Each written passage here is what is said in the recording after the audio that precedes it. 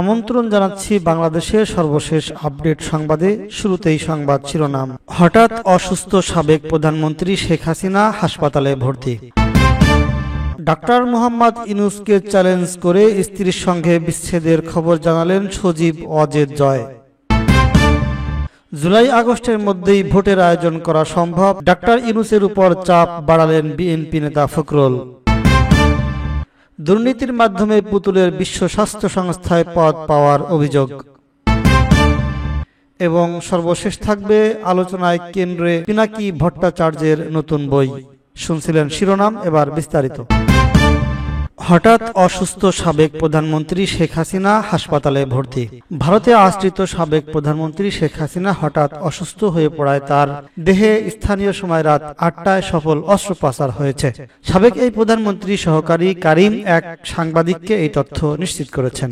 সংবাদ বিজ্ঞপ্তিতে হাসিনার সহকারী কারিম জানান, বেশ কয়েকদিন আগে শেখ হাসিনা হঠাৎ পেটে ব্যথা অনুভব করলে তাকে স্থানীয় একটি হাসপাতালে নেওয়া হয়। সেখানে চিকিৎসকরা তার স্বাস্থ্য পরীক্ষা করেন এবং গড ব্লাডারে অস্ত্রোপচারের সিদ্ধান্ত নেন। এ সময় শেখ হাসিনার পাশে তার মেয়ে শাইমা ওয়াজেদ পুতুল উপস্থিত ছিলেন।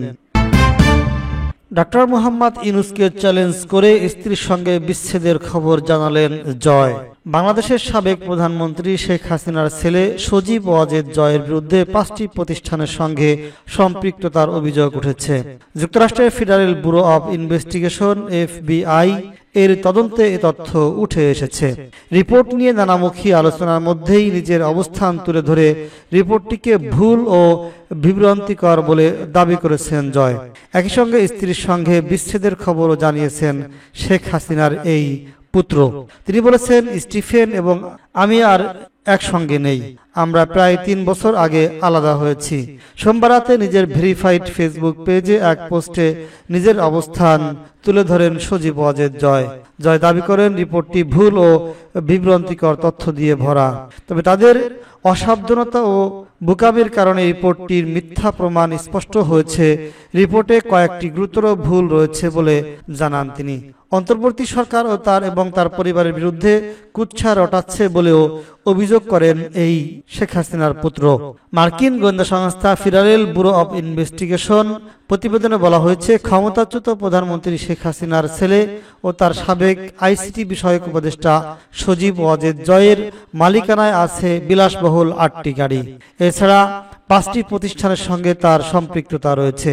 তদন্তে ম্যাসাচুসেটস ও ভার্জিনিয়ায় সজীবের স্ত্রী এবং ওয়াজেদের সঙ্গে সন্দেহজনক ব্যাংক কার্যক্রমের তথ্য পাওয়া গিয়েছে বলে উল্লেখ করা হয়।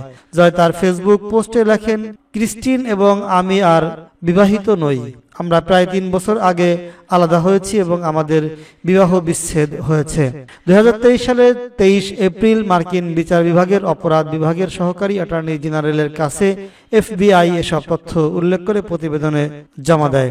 ওই প্রতিবেদনের একটি অনুলিপি গত ডিসেম্বরে দুর্নীতি দমন কমিশন দুদক পেয়েছে বলে সংস্থাটির কর্মকর্তারা জানিয়েছেন।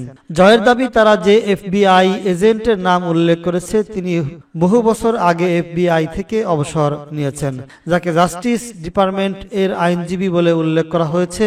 তিনি 2013 সালে মারা গেছেন এবং এছাড়া আমার নামে যে গাড়িগুলির তালিকা দেখানো হয়েছে সেগুলি আমি 20 বছরের বেশি সময় আগে কিনেছিলাম।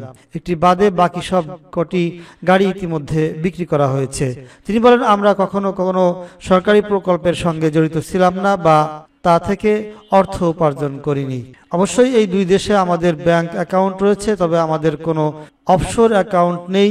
যে পরিমাণ অর্থের কথা বলা হচ্ছে তা আমরা কেউই কখনো দেখিনি। জুলাই আগস্টের মধ্যেই ভোটের আয়োজন করা সম্ভব, ডাক্তার ইউনূসের উপর চাপ বাড়ালেন বিএনপি নেতা ফখরুল। অন্তর্বর্তী সরকারের প্রধান উপদেষ্টা ডাক্তার মোহাম্মদ ইউনূস জাতীয় দিবসের ভাষণে জানিয়েছিলেন, চলতি বছরের শেষে কিংবা আগামী বছরের গোড়ায় বাংলাদেশে জাতীয় সংসদ নির্বাচনের আয়োজন করা সম্ভব। কিন্তু প্রাক্তন প্রধানমন্ত্রী খালেদা জিয়ার দল বিএনপি সরাসরি এই বিষয়ে দ্বিমত পোষণ করল। দলের মহাসচিব মির্জা ফখরুল ইসলাম আলমগীর মঙ্গলবার বলেন, আমরা মনে করি চলতি বছরের জুলাই আগস্টের মধ্যেই জাতীয় সংসদের নির্বাচনের আয়োজন করা সম্ভব। বিএনপি চেয়ারপারসন খালেদা জিয়া গত কয়েক বছর ধরেই অসুস্থ, বর্তমানে লন্ডনে চিকিৎসাধীন। তার ছেলে তথা দলের ভারপ্রাপ্ত চেয়ারম্যান তারেক দীর্ঘদিন ধরেই বিদেশে। এই পরিস্থিতিতে মহাসচিব মির্জা ফখরুলের হাতেই এখন কার্যত বিএনপির পরিচালনার দায়িত্ব। গত 5 আগস্ট শেখ হাসিনার প্রধানমন্ত্রী পদে ইস্তফা এবং ঢাকা ছেড়ে দিল্লিতে আশ্রয় নেওয়ার পরে প্রাথমিকভাবে ইউনূস সরকারের সঙ্গে বিএনপির সংখ্য ছিল, কিন্তু নির্বাচনে তাগাদা দিয়ে ক্রমেই জামাতে ইসলামীর সঙ্গে দূরত্ব বাড়াচ্ছে ফখরুলরা। রাজনীতি, অর্থনীতি ও প্রশাসনের সার্বিক সংস্কার কর্মসূচির নাম করে ইউনূস এবং অন্তর্বর্তী সরকারের সামিল বৈষম্য বিরোধী ছাত্র আন্দোলনের নেতারা ভোট পিছিয়ে দিতে চাইছেন বলেও অভিযোগ তুলেছেন খালেদার এই দল। সোমবার রাতে বিএনপির সর্বোচ্চ নীতি নির্ধারণ মঞ্চ স্থায়ী কমিটির বৈঠক হয়েছিল। দলের ভারপ্রাপ্ত চেয়ারম্যান তারেক রহমান লন্ডন থেকে ভার্চুয়াল সভাপতিত্ব করেন ওই বৈঠকে। তারপরেই মঙ্গলবার সাংবাদিক বৈঠক করে ভোটের জন্য সরকারের উপর চাপ বাড়িয়েছে বিএনপি। ফখরুল বলেন, আমরা মনে করি যে নির্বাচন কমিশন গঠন হয়ে গিয়েছে, তাই গভর্নেন্সের মোটামুটি একটা স্টেবিলিটি এসেছে। বুধবার সংস্কার সংক্রান্ত কমিশনের প্রতিবেদন এসে যায়, সুতরাং মনে হয় না নির্বাচন আরো বিলম্বিত করা কোনো কারণ রয়েছে।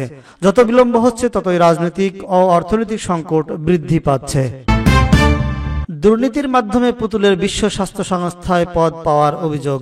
যোগ্যতা না থাকার পরও সাইমা ওয়াজেদ পুতুলকে ক্ষমতার প্রভাব খাটিয়ে বিশ্ব স্বাস্থ্য সংস্থায় আঞ্চলিক পরিচালক পদে নিয়োগের ব্যবস্থা করেন ক্ষমতাচ্যুত প্রধানমন্ত্রী হাসিনা। এমন অভিযোগের প্রাথমিক সত্যতা মেলার অনুসন্ধানে নেমেছে দুর্নীতি দমন কমিশন। বুধবার 15 জানুয়ারি এক ব্রিফিংয়ে এই তথ্য জানায় দুদকের মহাপরিচালক মোহাম্মদ আক্তার হোসেন।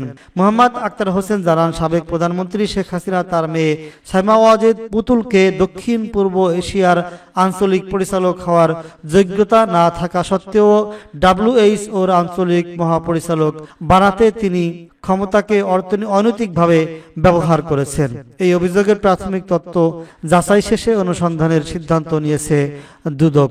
পুতুলের বিরুদ্ধে অভিযোগের বিষয়ে জানতে চাইলে তিনি বলেন, এ বিষয়ে অনুসন্ধানের পর বিস্তারিত জানানো হবে।